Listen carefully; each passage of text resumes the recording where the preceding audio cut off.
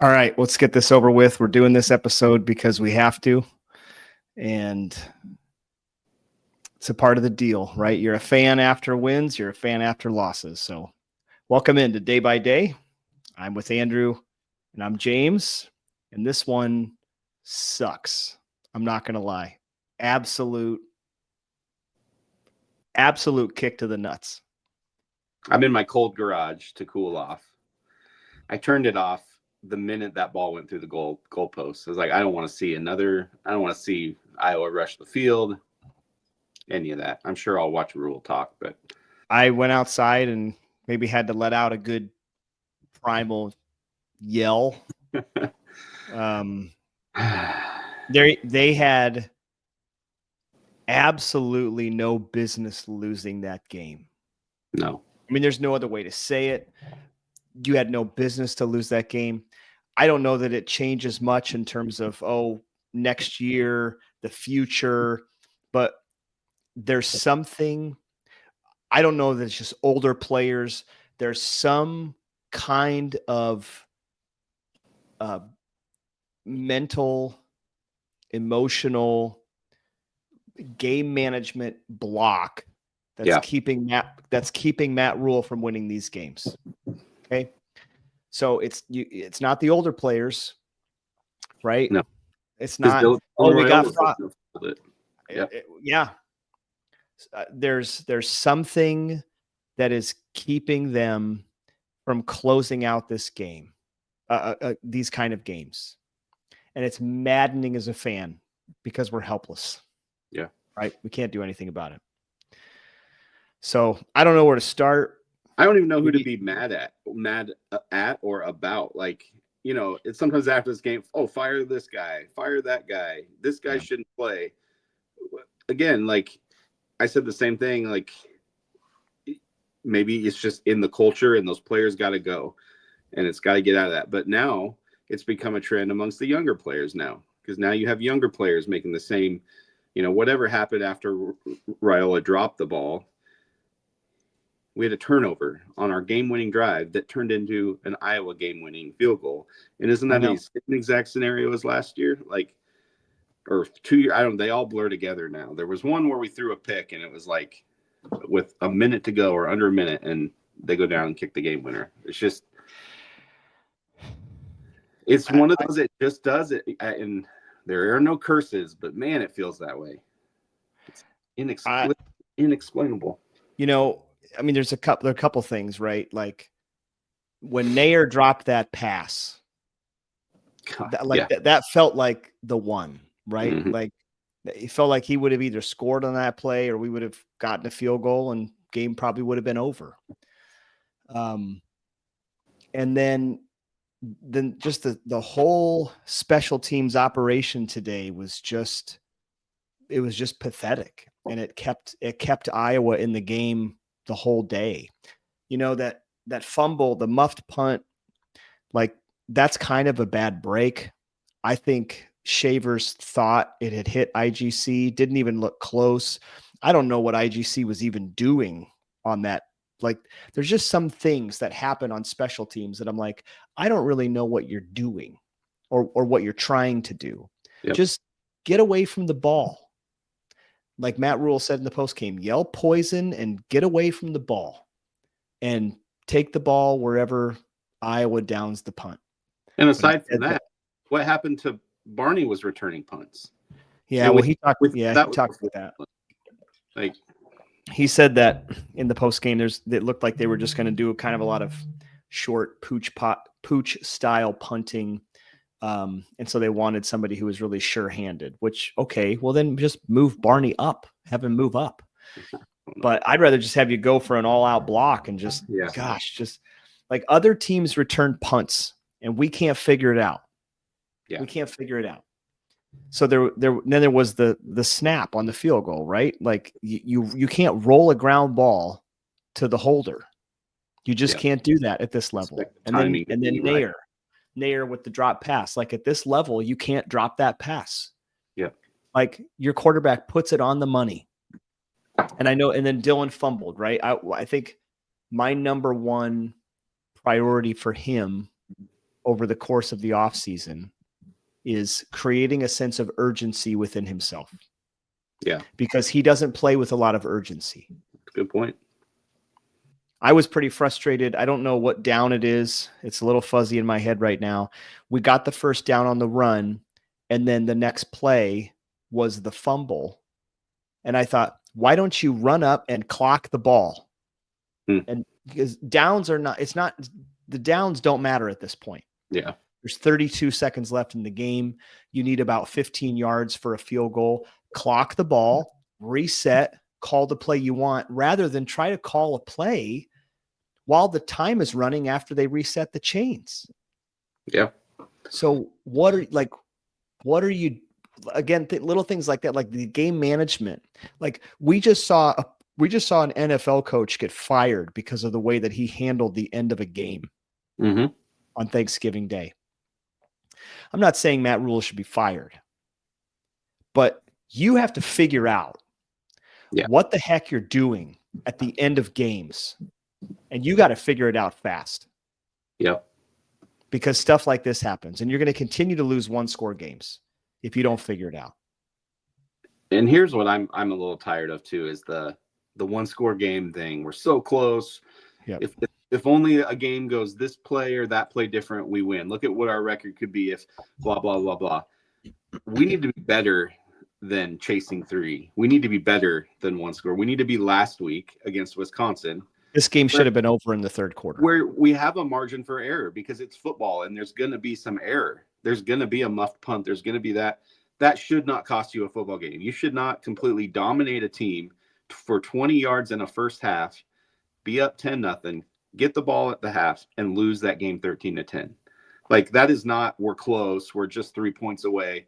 BS. Like, we are, in my book, 35 points away. We're piss poor special teams away. Like, there's a lot that has to be fixed. You held the ball for 19 minutes more than Iowa. They had 164 total yards. They did not convert a third down. They had 5 first downs. I mean, we had the two turnovers, right? The muff and the sack, the strip sack, which I know people on Twitter were like, yeah, it was definitely a fumble. And I'm like, but did he recover it? Like, who recovered the ball? The refs initially called him down, and then they changed it to the call on the field. Right, I know. And then so they confirmed the call on the field, and it's like, I don't know, but so then, and then there was the one big play, the Caleb Johnson play, where it's like Deshaun Singleton, did he just come up and like hit Bullock off of Caleb Johnson? I think that's kind of what happened. I mean, Bullock, was weird, just hugging him and walking him backwards. And it looks like Singleton kind of ran into him and just hit Bullock in the back, and then Johnson breaks the tackle, and that was and that's that. But that's, again, that stuff happens in games. If it obviously is the glaring play, but just be good enough to overcome some of that stuff, because that's just football. It is. Yeah. I think what's most disappointing to me is the fact that this team lacks a killer instinct. Yeah. That's kind of what you're saying. Is to start the fourth quarter, it should have been 17-0. Yeah. It should have been 17-0 at the start of the fourth quarter, and you should be milking clock in the fourth. There's no pressure. And it's frustrating because you Matt Rule, like, I think what you're preaching to your team is, chasing 3. We're gonna get him in the fourth quarter, 1-score game. Like, stop that. Like, train your guys, train your team to put teams away, to step on their throat when you can step on their throat and put them away. Because what you do with a team like Iowa, who can't move the football, when you keep them in the game, they figure out other ways to win the game. Yeah. Than with their they didn't need their offense to win this game. Which is insane to think that you can't beat a team like that. Like, you can't beat a team that throws for 50 yards in a game. Like, just and like you're saying, like, that killer instinct that needs to come from the first quarter on, that needs to be decision making early on the coaches, on play calls, on personnel, on like I totally agree. It's not let's just get to the fourth quarter and win the thing. Like, no more. That's not working. I know. It's making you look bad, Rule. Like last week was amazing. We're just reveling in last week, and then you turn around and do this. You can't have it. You Yeah. just can't do it. And we played good on defense, and we played good on offense, and we still lost. Like that, it just is, that's why it's so puzzling. I mean, and that brings up, the issue of special teams and what to do with Ed Foley. I don't think Ed Foley is the answer. I would not be sad if Rule moved on from him. No. And hired somebody that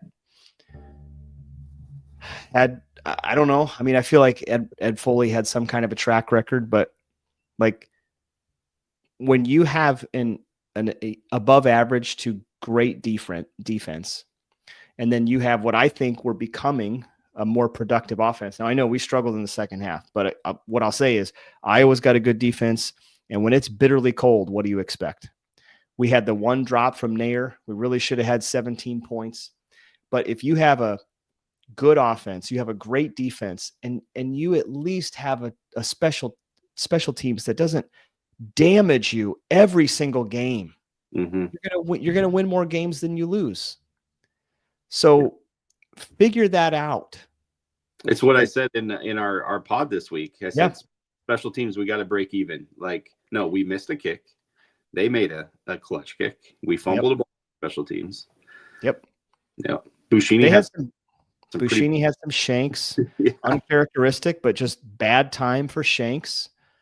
And I know special teams coordinators don't punt the ball. Like it's not like you blame that on the coordinator, but our kick coverage, like if Barney, when you catch the ball 1 yard deep, gosh, unless you are sure you're going to make it to the 25, just call a fair catch and take the ball in the 25, because what you're doing is you're losing yards. And there was a few times he didn't even get to the 20. So you lose 6 yards, you lose 5 yards here and there. And over the course of the game, it's like, man, we've lost 30 yards on kick returns because we couldn't get it back to the 25. Against a team like Iowa that loves that field position game. And that all adds up. It's all those little things that happen. It's not the big things, right? We look at the stats. You're like, oh, third downs. Okay, great. Nobody attempted any fourth downs. Penalties were marginal. It was the little things, snaps, muff punts, protection actually the play that Dylan fumbled on was a play action. I don't know why it was a play. Yeah. Why'd you call it play action? Yeah. Nobody's going to be faked out by a play action. So I know, just so frustrating. I know we're going to go to a bowl game. And I hope they can regroup and play well, but man, that sucks. It sucks losing to Iowa. I hate the way they play football. And like, I know people say, oh, they're the better team because they won. Like Nebraska was the better team on the field. Absolutely. Except in the special teams area. They're not better there. Yeah. But you can only have so many gaffes before it starts to cost you points. Yeah. The production crew at half, I mean, they just basically laughed at Iowa and their historically bad offense and game plan, and they're just like, well, something's going to change. And then we turn around and lose to that team. Yep. Again, in the same fashion. It's I don't know. What do we do from here? Like where you feel? How are you feeling? There is no game next week. It's bowl season for us. Yep. They'll play in what? There's recruiting to wrap up. There's all of that off-season stuff that we tend to, I think, self-medicate with and make ourselves feel better about. So-and-so, recruit. And I don't know. I don't know how to feel right now because it's just. I mean, I don't know how to. I mean, I'm pretty angry. I think that, like if I had to think about, again, I just immediately go to like off-season priorities. Is figure out who your offensive coordinator is going to be. If it's Holgorsen, great, go all in. Mm-hmm. You need to fix special teams. And you might even need to go into the portal to find some people who will be difference makers on special teams. Yes. Yeah. Okay. So a returner, and maybe that is Barney. I don't know if it is or not, but find yourself a long snapper. Okay. You're going to have to find yourself a new punter. We talked about this again. We talked about this either last week or the week before. Rule talks about, the Big Ten being like the NFL. Well, the NFL has elite punters and kickers and long snappers and returners. Yep. And so if you want to be an NFL team, go find those guys. And then the other thing, I think is, I don't know who the answer is going to be next year at wide receiver, because Banks had a decent year. Nair was okay. He was too inconsistent. Malachi is transferring. So who are you going to put on the field? Yeah. At the receiving position, who will be difference makers? Because you can't throw it to Barney every time. Yeah. So those are kind of my main thoughts. You need a guy, when Caleb Johnson had that run, I was just like, who's our guy that can break a 70-yarder? Like we just don't. No. I mean, Dylan's uber talented, Barney's talented, but we don't have any take the top off type plays this year. We don't have the, watch Namir run all over the Chiefs today.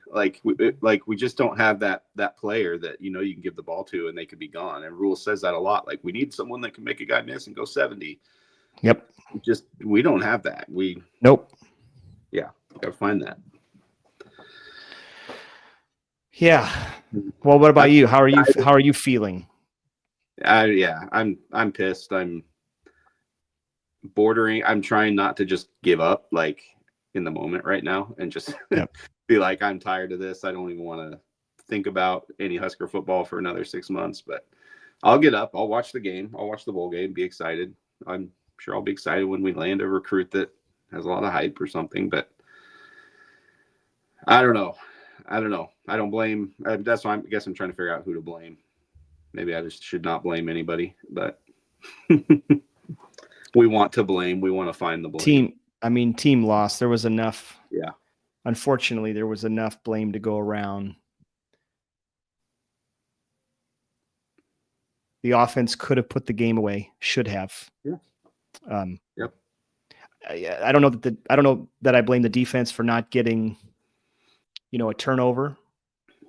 Hard to, in that kind of a game, hard to get turnovers. Yep. I'm curious what your thoughts were on the, actually, we didn't talk about this. So the kicker for Iowa, he had a kick before his kick when we called the timeout, and it was a good 5-6 seconds. And then they snapped the ball and he got a practice kick. And I think that actually should have been, like a delay of game penalty by the rule. Yeah, I saw thoughts on that. I thought the same when he kicked it, because I thought the timeout was pretty early. I think Rule told the refs he was calling timeout. They blew it pretty quickly, and he took a full, 3 steps into his kick and kicked it. So I think Rule has a point, but is there precedence for calling that too? Like, I think the announcer said any kicker is going to try to, that call comes in, he's going to try to get one off. So sure, if they actually call it regularly, I could be more upset, but I never see it called, so whatever. But all right, I don't have any more. I'm kind of emotionally spent. Yeah, that's same. I probably could be more ticked off. I'm like, all right, where's my happiness? There's a part of me that's like, I'm not surprised. Yep. And yet I thought that, we did enough in the first half to put the game away early. And I'm going to continue to bang that drum. If I'm Matt Rule, I'd put the game away. Stop playing for the fourth quarter. Screw the fourth quarter. Yeah. Fourth quarter is time where you get your backups in, because you're up 24-0 on Iowa with 8 minutes left. So get some young guys in the game. I'm going to keep banging that drum. So, all right, let's just tie a bow on the season. Be done with it. What you think, Husker fans? Get on the comments and Yes. What changes need to be made, or what are you optimistic about? That'd be my question. I would be curious what y'all are optimistic about. So, all right. Well, be sure to subscribe to the show, like, share, and like Andrew said, comment. We'd love to hear from you on Twitter and, of course, on YouTube, wherever you catch the show. So, tough season, 6-6.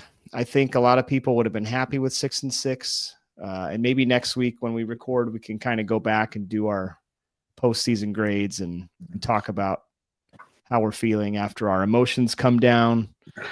But it is what it is. Nebraska ends 6-6, and they're going to a bowl game. It would have been nice to go in with a win, but wasn't meant to be. And maybe when we find an offense, we'll finally be able to beat Iowa. Goodness. All right.